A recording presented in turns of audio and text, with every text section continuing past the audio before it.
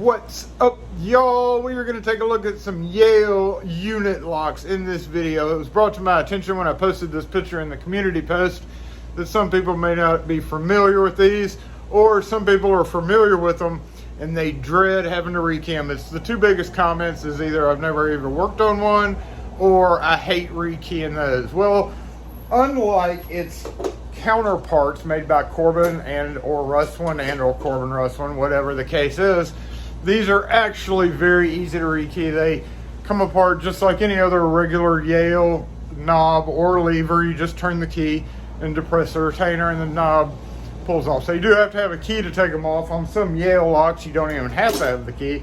But yeah, we have some what we call woodies in the industry. That's wood knobs.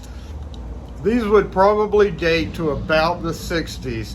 And kind of one of the features of them, besides just being a monster heavy lock, this lock weighs about 4.5 pounds compared to a regular, say, grade 2 lock weighs about a little over 2 pounds. Even a grade 1 doorknob would only weigh like 3 pounds max. These guys are a solid hunk of metal. That's the body and the latch is all integrated together.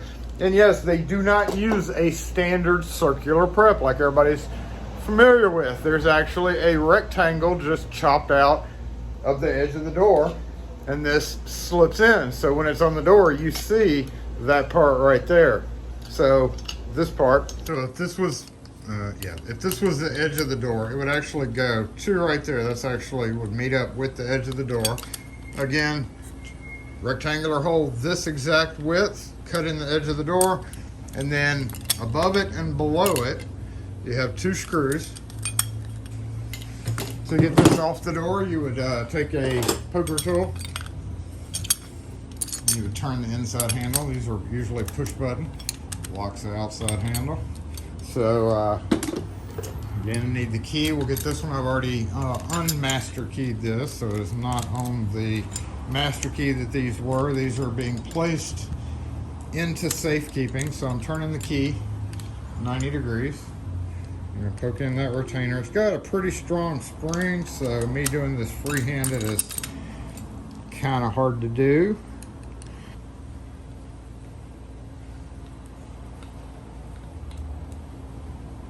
Push in and pull. So the knob comes right off with the key. And it drops out. There's not even a cap or anything on it. Some of them may have it, but this is the traditional Yale, older Yale type cylinder.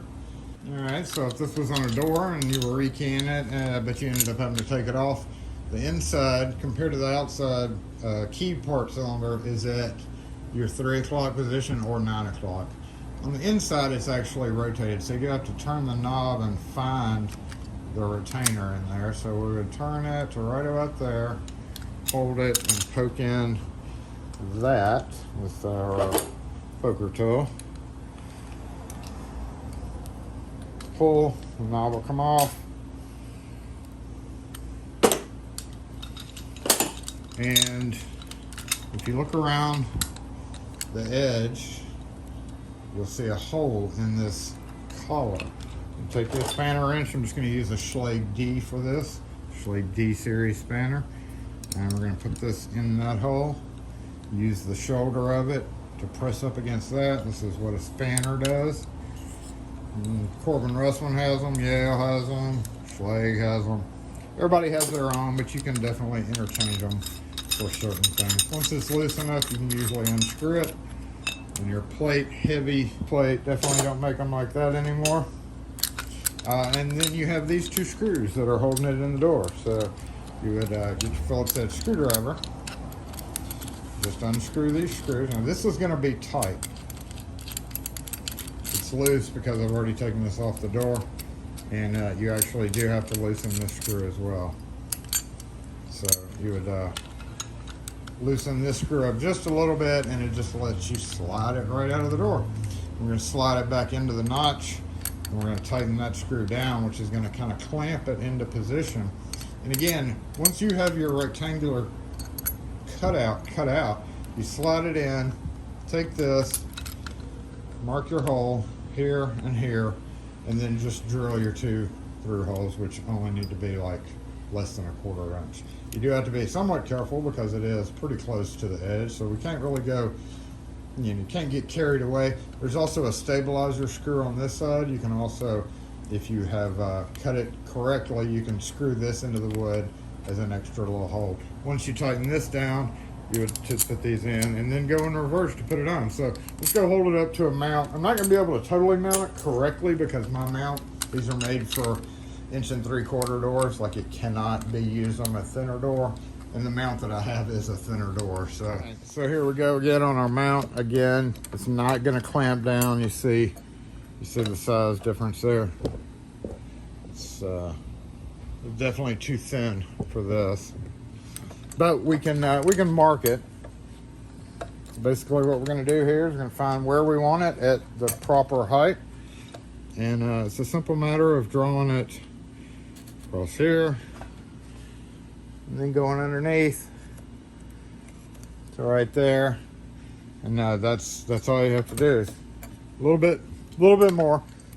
Another one way to get it is you can either measure this from here to here and just mark it on your thing, or we can take this guy off.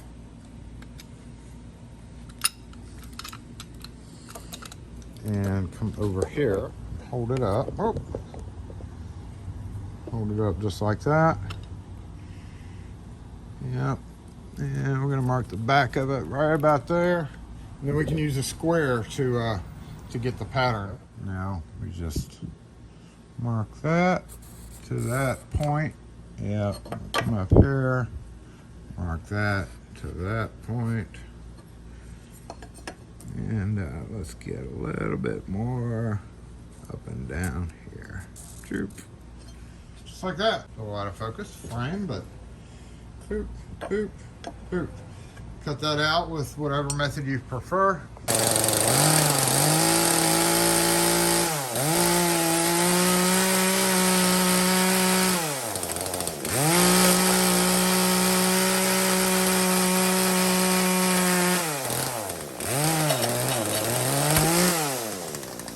If you need to do a little fine tuning, just grab you a chisel.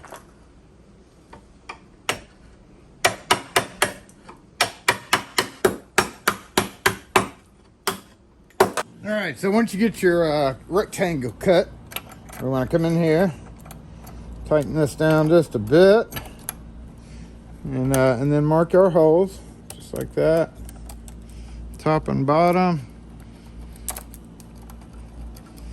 And then you can also drill a pilot hole right there if you want to. So there we see where our holes need to be drilled for the through bolts. And that can be done with like a 3/16 bit, really all you need if you're straight.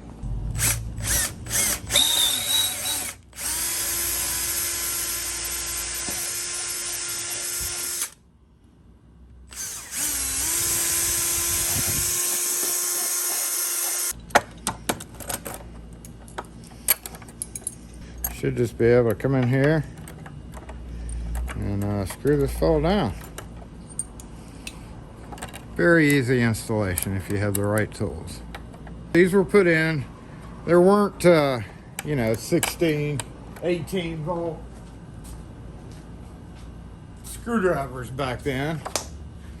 None of this vessel stuff right here. So any way that they could make a installation smoother.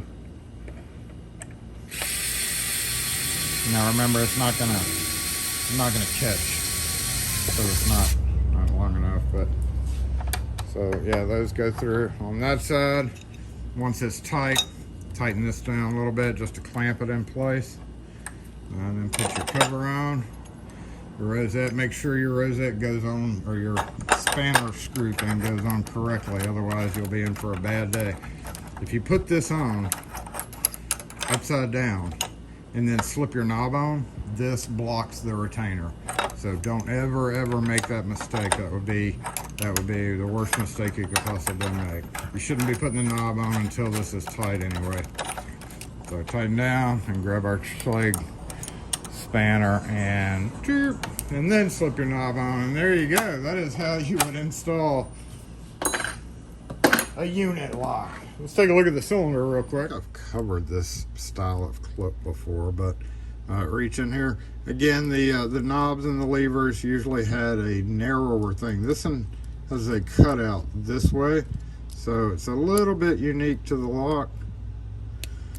So we're gonna just push this guy out, try to capture it with the flathead, just like that. Just a little spring clip. And then we're going to unscrew this. And it's got a washer. Don't lose the washer. You have to have that.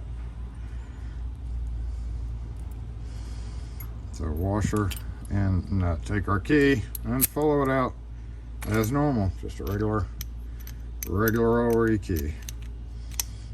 Yale did have 2 depth increments, which is you probably won't ever run across a .025, .019, which is what the kit shows. Right there is almost always what you're going to be using to rekey these. So don't even worry about the .25 unless you have a larger master key system or a facility. Almost always going to be the 019. So put our new pins in to match the depths. You can get some pretty long pins in this boy. 333 right there. That's pretty deep, sucker. Number 9 is a 354. That's crazy. Put it in, check it. Put the washer back on, screw your cap down all the way, tighten, tighten. And then back it off a couple of little notches, so right about there. You can check your key, make sure it comes out, and then slip your clip on and make sure the tooth of the clip goes in that notch right there. See, it's not quite in there yet. So this is the most important thing. There it goes. Okay, now it's clipped in. You got to make sure that's done. All right. Check the key again. Make sure it pulls out. If it doesn't pull out easily, you're not tight enough here. If the key won't turn, you're too tight. That's about it on the unit locks. This one's pretty interesting. Look at that. It's I guess would be a communicating. If you lock one side, it locks that side, and if you lock the other side, it locks that. It's for like hallways or somewhere where they need to separate it and maybe lock one person out, but don't necessarily need a key lock. That's just to keep people from like walking through a certain area. And one of these is a half wood version as well.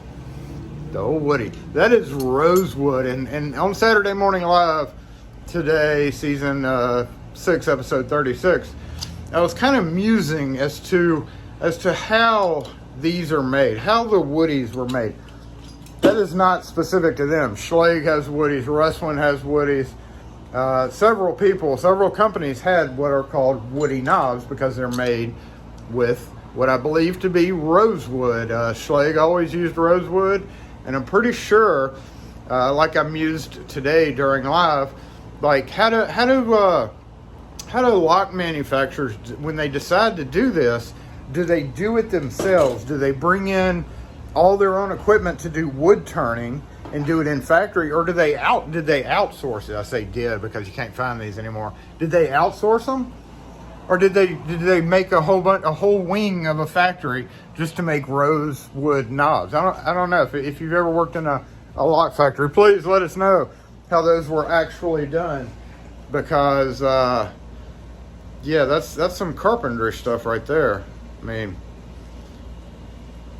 pretty nice for a 70, 80-year-old lock too.